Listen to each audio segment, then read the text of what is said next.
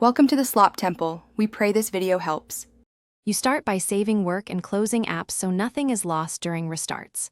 Once done, plug in power and note whether your laptop shows safe mode text or a recovery screen. Make sure to identify the correct key. Windows often uses Shift plus Restart, F8, or F11, Mac's use Option or Command plus R. Press and hold the required key immediately while restarting. This first action forces the system into the standard boot options rather than remaining stuck in safe mode. Now you use built-in tools to turn safe mode off. On Windows, type msconfig, open the Boot tab, uncheck Safe Boot, apply and restart, or use Settings System Recovery and choose Normal Startup.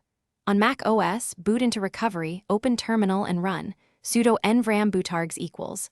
Then restart or select the correct startup disk. Make sure to install any pending updates and restart again so drivers and services reload normally. This step resets the boot configuration. Finish by restarting into a normal session and verifying devices, network, and display behave as expected.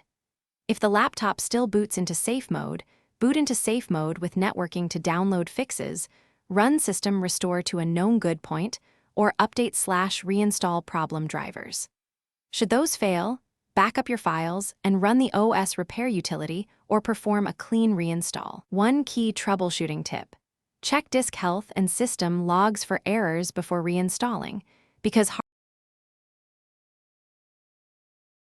Thanks for watching. Consider subscribing if we helped you.